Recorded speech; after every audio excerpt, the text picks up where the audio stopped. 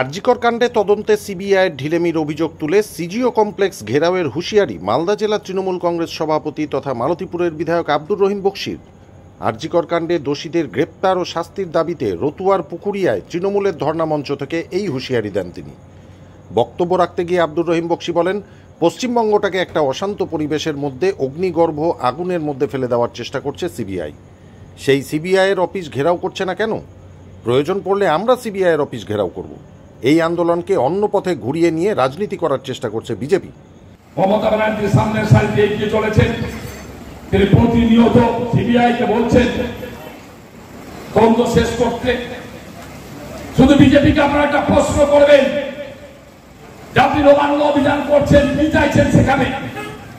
তাহলে একটা কথা বলেন যে সরকার পদত্যাগ করবি, সরকারি পদত্যাগ করবি, মুখ্যমন্ত্রী নয়। এই দাবি রাখেন, নেতার কথা আমরা বলবো না, এটা বলেন বিজেপিরা বলুক। আর না হলে তারা প্রথমে সিজিও কমপ্লেক্স ঘেরাও করুক, যেখানে সিবিআই তদন্তভারের দায়িত্ব নিয়েছিল। তারা তদন্ত থেকে মুখ ফিরিয়ে চুক্তি মেরে বসে আছে। আর পশ্চিমবঙ্গটাকে একটা অশান্ত পরিবেশের মধ্যে অগ্নিগর্ভ আগুনের মধ্যে ফেলে দিবার চেষ্টা করছে যে সিবিআই, সে সিবিআই অফিস ঘেরাও করছে না কেন?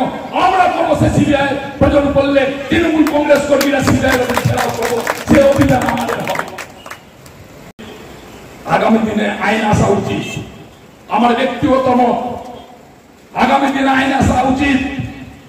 এই যে প্রকাশ্য দিবালোকে যারা নাবালিকাদের ধর্ষণ করবে, মহিলাদের ধর্ষণ করবে, সেই ধর্ষণকারীদের প্রকাশ্য দিবালোকে রাস্তার চৌমাথার উপরে বাঁশে করে দড়ি গলায় লাগিয়ে ঝুলিয়ে দেওয়া উচিত বলে আমি মনে করি।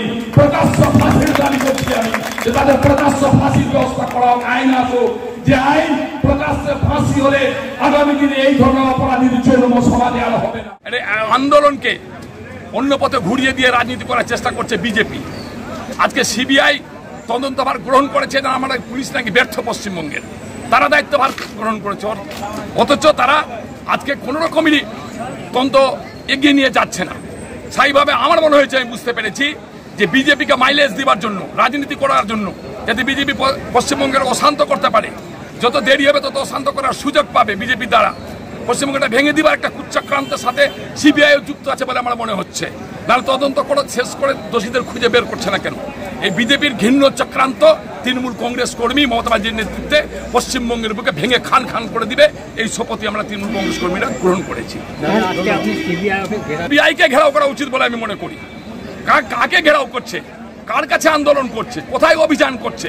সিবিআইয়ের দায়িত্ব সিবিআই নিয়েছে। যে পশ্চিমবঙ্গের পুলিশ ব্যর্থ যখন তারা বলেছে কেন্দ্রের সংস্থা পারবে, তাহলে কেন্দ্রের সংস্থার কোনো রকমের কোনো কিছু আমরা আজকে টিভিতে বা খবরের কাজে দেখতে পাচ্ছি না, কারণ তদন্ত কত দূরে এগিয়েছে।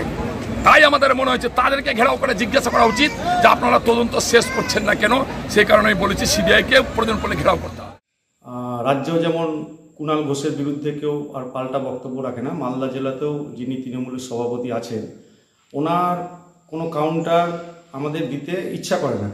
কারণ ওনার পদ্ধতি হলো একটা ভেসে থাকা রাজনীতি, মানে এমন একটা ওলট পালট কথা বলবে যেন ভেসে থাকে এবং কলকাতাতে সেই খবরটা যায়, কোনো বাস্তবতা নাই। স্বাভাবিকভাবেই ওনার কোনো কাউন্টার অ্যাটাক, আমরা কোন অফিস কারা ঘেরাও করবে, কতক্ষণ ঘেরাও করবে সেটা তাদের ব্যাপার।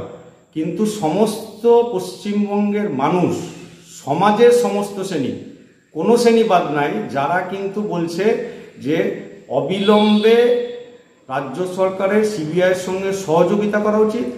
প্রকৃত দোষী যারা তাদেরকে আড়াল করা না উচিত, এবং প্রকৃত দোষী যারা আছে তাদেরকে যেন সাসপেন্ড করা হয়। এবং সমাজের সমস্ত শ্রেণীর মানুষ কিন্তু চাচ্ছে এই মুখ্যমন্ত্রীকে রেখে কোনো তদন্ত হবে না পশ্চিমবঙ্গে, বিগত দিনে যেমন হয়নি। এইটাও কিন্তু এই মালদা জেলার সভাপতির মনে রাখা উচিত। ব্যুরো রিপোর্ট, সংবাদ বাংলা টিভি।